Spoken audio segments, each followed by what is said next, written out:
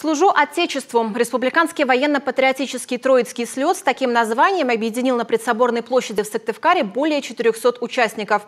24 команды из 5 муниципалитетов Коми соревновались в строевой подготовке, сборке автоматов, знании истории, сдаче норм ГТО, а также исполнении военных песен. Виктория Денисова о патриотах. 420 человек. Все как на подбор стоят по стойке смирно. На улице не по-майски зябко, но ни снегом, ни дождем этих ребят не напугать. Слету быть. В рядах молодых патриотов Илья Полев. Боец опытный. На первом слете побывал, будучи пятиклассником. Сегодня он второй в стрельбе по Сыктывкару, победитель общекомандных соревнований в качестве командира. Ну и, конечно, участник Парада Победы. Это был мой первый слет. Мы, получается, сюда уехали в лагерь Гренада. Вот. Мне очень сильно понравилось там. Приезжали люди такие, показывали автоматы. Типа вот, маршировали. Ну я такой, хочу быть как они. И вот записался в военно-патриотический клуб. Этот республиканский слет «Служу Отечеству» 17-й по счету. Традиционно он проходит на территории Свято-Стефановского собора в Сыктывкаре. Так, по словам владыки Петерима, подобные состязания приобщают молодое поколение к вере, учат нравственности, воспитывают его в духе патриотизма.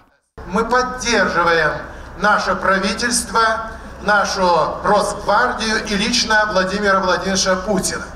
И помогаем воспитывать наше подрастающее поколение в духе правоверия и, конечно же, патриотизма. А вот и одно из конкурсных заданий – строевая песня. Всего же станций 5. Проверяют как знания, так и физическую подготовку. Сдают нормы ГТО, собирают и разбирают автоматы, демонстрируют знания в области истории. Отрадно видеть, как от года в год растет количество участников Троицкого слета. И сегодня, наверное, по праву можно сказать, что слет стал настоящей площадкой, где дети учатся патриотизму, и они перенимают наши духовно-нравственные ценности. Спасибо огромное всем, кто организовал сегодня для детей этот праздник. Спасибо огромное всем участникам, кто сегодня смог приехать сюда, чтобы показать себя перед другими, может быть, научиться у других чему-то. Сыктывкар, Ухта, Усинск, Прилузия, Печора. Слет объединил участников из 5 муниципалитетов. Участвуют школьники, члены военно-патриотических клубов, студенты СУЗов и вузов республики. Патриотизм, он или есть, или его нет. Каких-то условностей быть не может.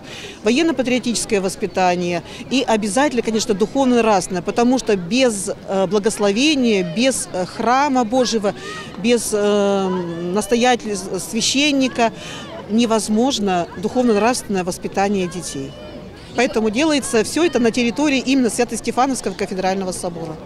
В этот раз победителями становятся патриоты Сыктывкарского автомеханического техникума. Призы получают участники и за личные достижения, награждают за лучшие результаты в каждом конкурсном задании. Виктория Денисова, Олег Костромин, телеканал Юрган, Сыктывкар.